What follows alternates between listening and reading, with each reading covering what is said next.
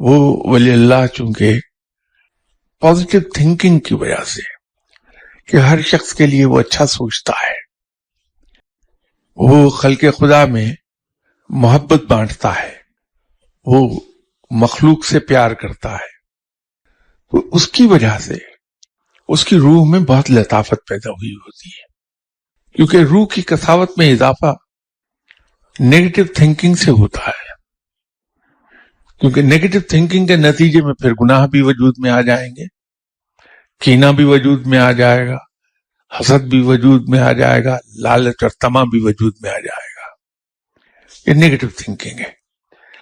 تو ولی اللہ کے نزدیک سے بھی نہیں گزرتی نیگیٹو تھنکنگ، وہاں پازیٹیو تھنکنگ ہوتی ہے،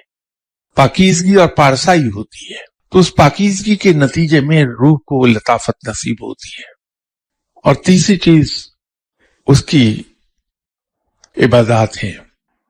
رب کی طرف وہ لا لگا کے بیٹھتا ہے۔ تو جو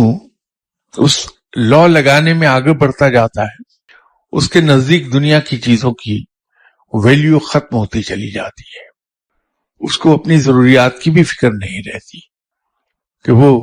اپنا آپ اور اپنے تمام کام کاج، اپنے تمام مسائل گٹھری میں باندھ کے رب کی جھولی میں ڈال دیتا ہے، اور وہ اس طرح سے نہیں کرتا جیسے مجھ جیسا دنیا دار آدمی کرے گا، بلکہ وہ سچے دل سے وہ رب تعالیٰ کے ساتھ ایک درخواست اس کے حضور پیش کر دیتا ہے کہ یا باری تعالیٰ، آج سے میں نے اپنا آپ، اپنے ڈیپینڈنٹس، اپنی اولاد، اپنے تمام مسائل یہ تیرے سپرد کر دیے،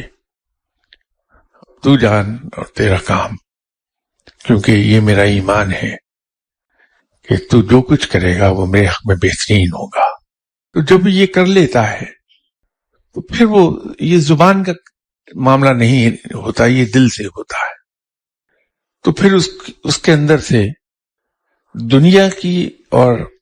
لواحقین کی اولاد کی تمام فکریں ختم ہو جاتی ہیں، وہ صرف ایک ہی طرف لگ جاتا ہے کہ اپنے رب کو یاد کرے۔ تو جب وہ اس مقام پر آتا ہے تو اس کے بعد پھر اس پر عنایات کی بارش ہوتی ہے رب کی طرف سے، کہ اس کو علم بھی حاصل ہوتا ہے، اس کو ایک مومن کی سی فراست بھی ملتی ہے۔ تو جب اس کو علم ملے گا تو اس کے علم کے انوار بھی داخل ہوں گے جو کہ نور کے انوار ہیں اس آدمی کے جسم میں۔